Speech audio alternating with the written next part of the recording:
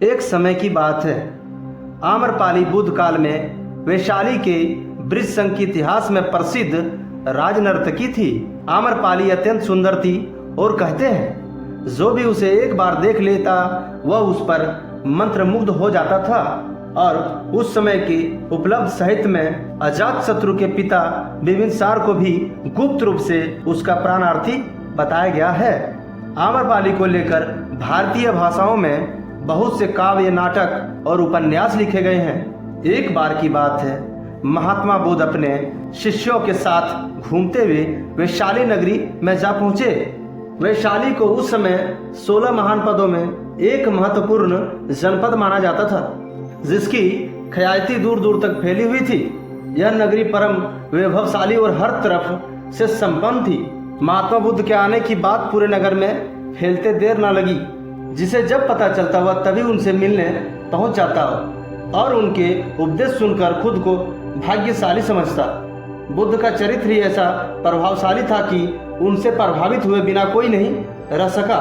उस नगर की गणिका और राजनर्तकी आम्रपाली भी बुद्ध से मिलने की इच्छुक थी। वह खुद महात्मा बुद्ध के पास चलकर आई और उन्हें अपने घर में भोजन के लिए आमंत्रित किया। उसने इतने सरल और प्रेम भाव से बुद्ध से विनती की कि बुद्ध मना नहीं कर सके। जब यह बात उनके शिष्यों को पता चला कि महात्मा बुद्ध ने एक वैश्या का आमंत्रण स्वीकार किया है तो सबने इसका विरोध किया। महात्मा बुद्ध ने बड़ी सरलता से अपने शिष्यों से कहा, मैं तो उसकी प्रेम भावना देखी। उसने जिस भावना से मुझे बुलाया है वह बिल्कुल पवित्र और निश्चल था। वह आज मुझे मिलने एक गणिका बनकर नहीं बल्कि एक भक्ति भाव से आई थी। फिर भला मैं कैसे उसका आमंत्रण स्वीकार न करता, वह चाहे एक वेश्या हो या फिर कोई सन्यासी। अथा समय बुद्ध आम्रपाली के घर भोजन के लिए गए। वह पहले से ही भोजन की सारी व्यवस्था करके भगवान बुद्ध के आने की राह देख रही थी। मन में यह विचार भी आ रहा था कि कहीं बुद्ध अपनी बात से मुकर न जाए। इतने बड़े सन्यासी भला क्यों एक वेश्या के बुलावे पर उसके घर आकर भोजन करेंगे। परंतु जैसे ही आम्रपाली ने बुद्ध को अपने घर आते देखा, उसकी प्रसन्नता का ठिकाना न रहा। वह दौड़कर दरवाजे पर गई और उनका स्वागत किया। खुद अपने हाथों से भोजन परोसा और उनकी आवभगत की।